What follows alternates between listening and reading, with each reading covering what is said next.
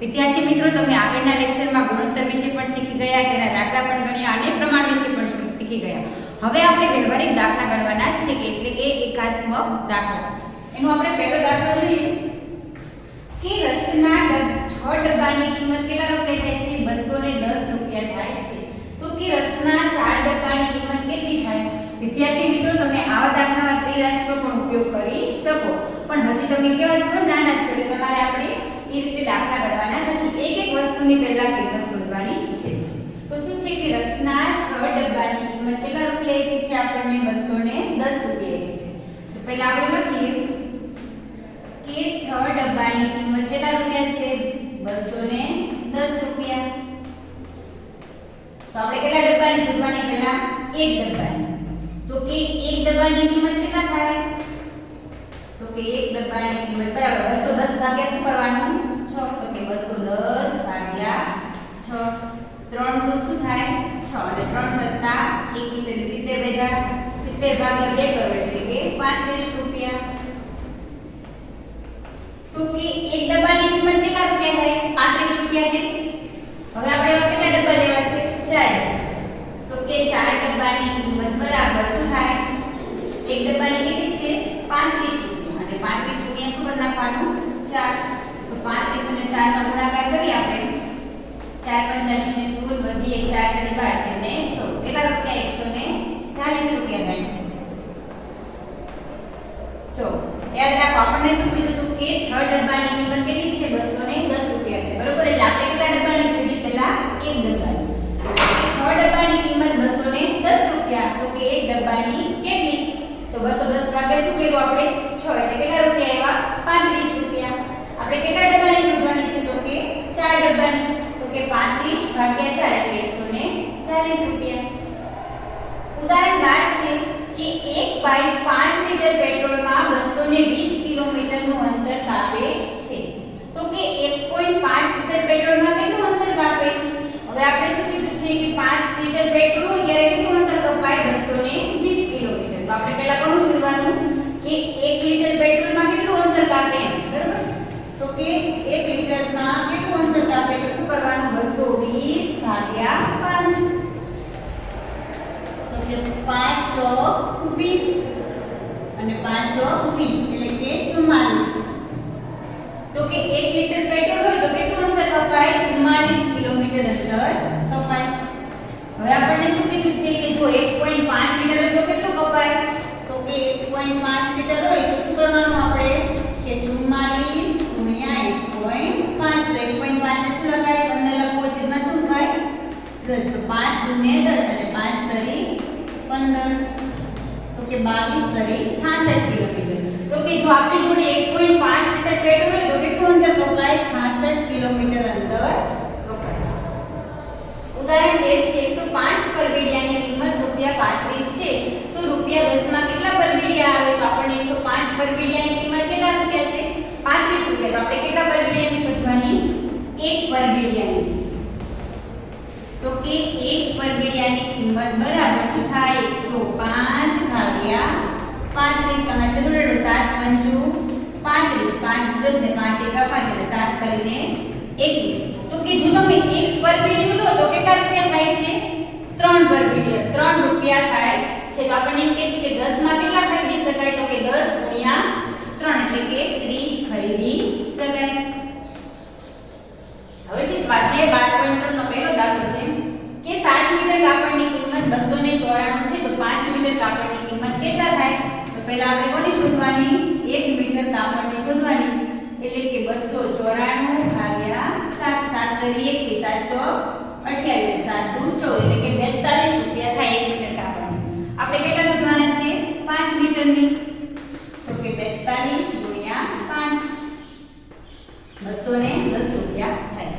દાખલા નંબર 2 છે કે એકતા 10 દિવસમાં રૂપિયા 1500 કમાય છે. 30 દિવસમાં કેટલું કમાય? તો કે એક દિવસમાં કેટલું કમાતી હોય? તો કે 1500 ભાગ્યા 10 એટલે કે 150 રૂપિયા કમાય. એક દિવસમાં કેટલા કમાય? 150 રૂપિયા. તો આપણને શું પૂછ્યું છે? 30 દિવસનું.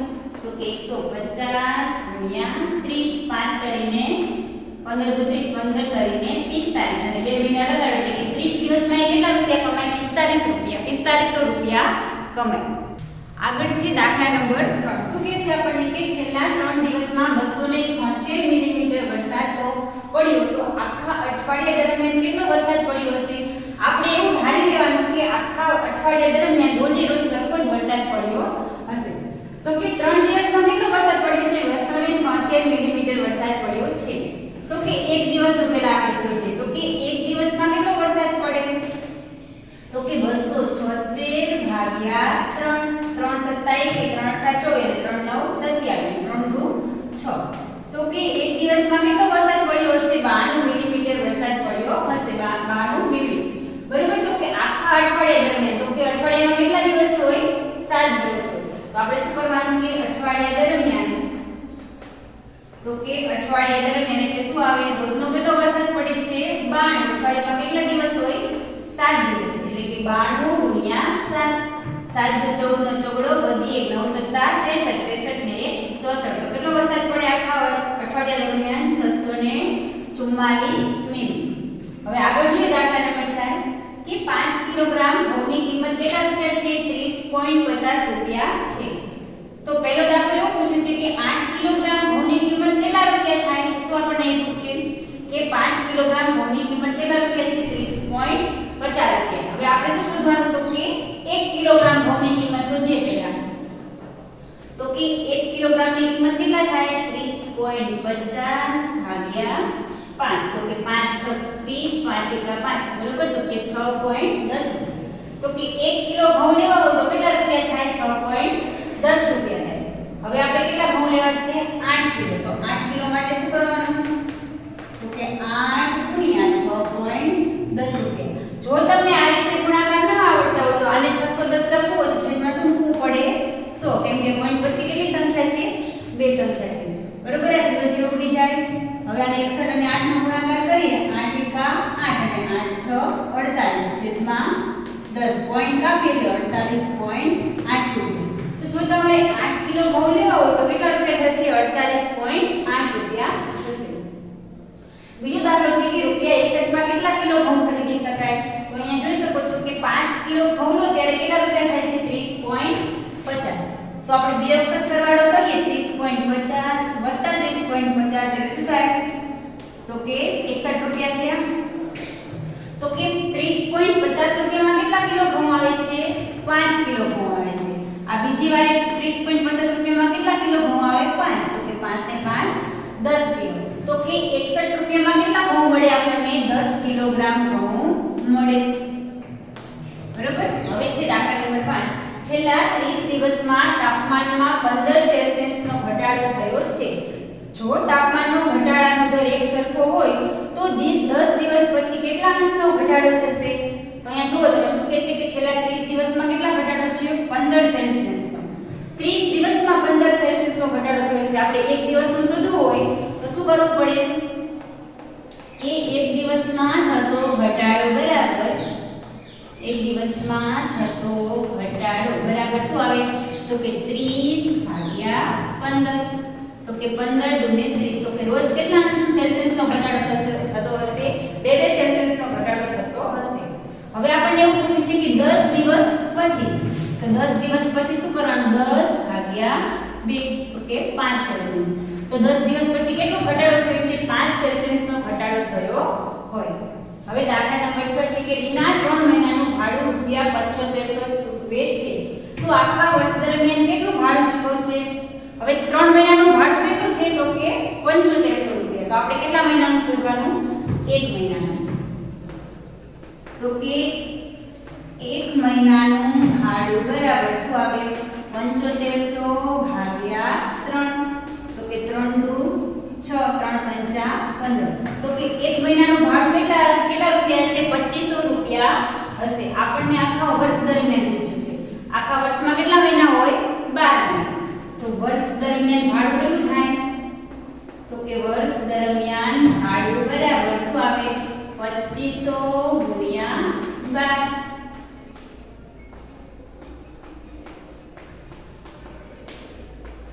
તો કેટલું ભાડું ચૂકવશે? 26000 ભાડું ચૂકવે. તો આખા વર્ષ દરમિયાન કેટલું ભાડું ચૂકવે? 26000 ભાડું ચૂકવે. આગળ છે દાખલા નંબર 7. શું છે કે જો 4 ડઝન કેળાની કિંમત ₹60 હોય તો 12.50 માં કેટલા કેળા મળે? તો આપણને શું કીધું છે કે 4 ડઝન કેળાની કિંમત ₹60 હોય. 4 કેળાની ₹60 ની 4 ડઝન.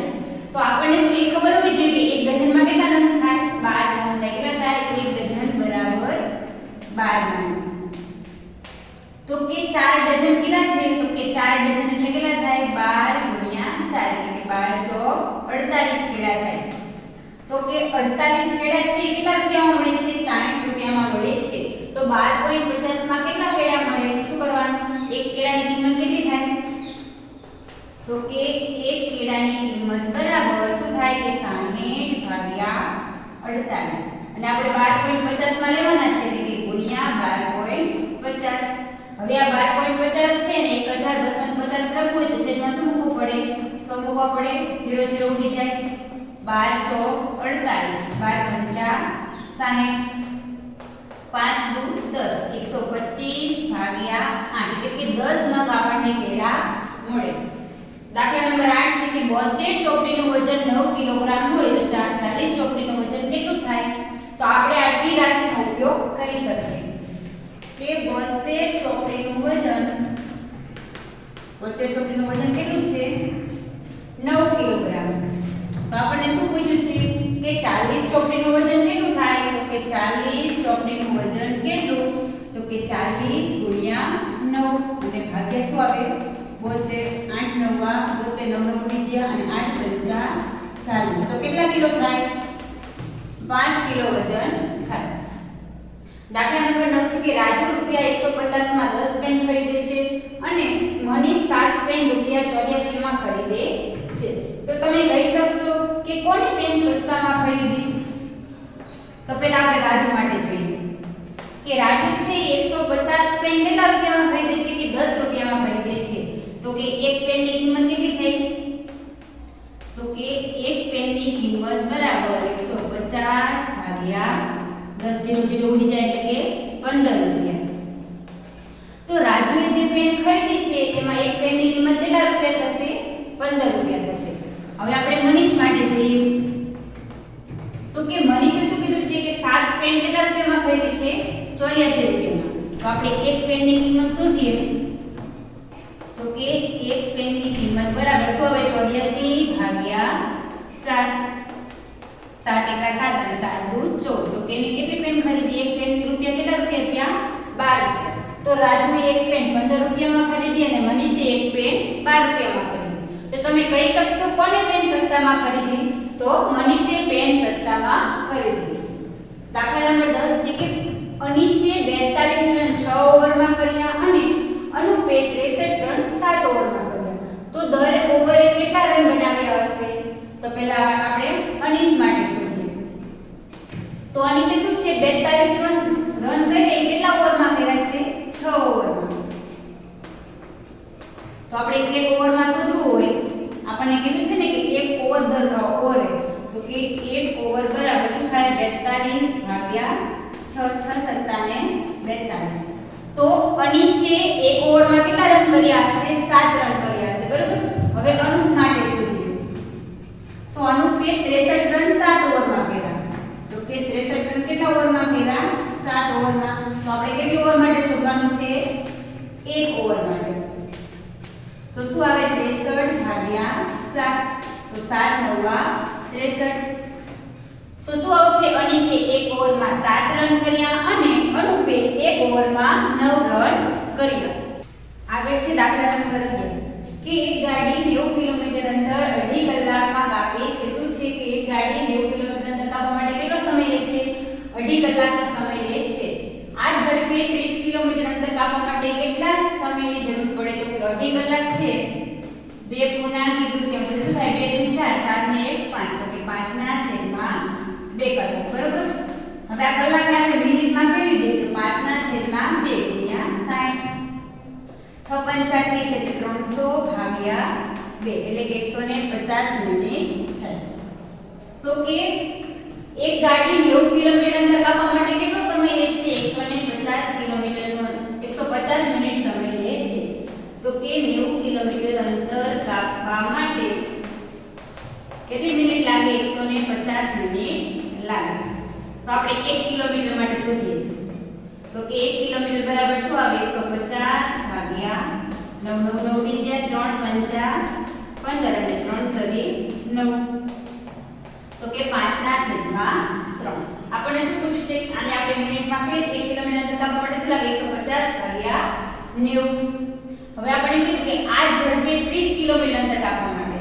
તો કે 30 કિલોમીટર અંતર કાપવું હોય તો શું કરવું પડે? 5/3 ગુણ્યા 30. 10 5 50 મિનિટ લાગે. બરાબર?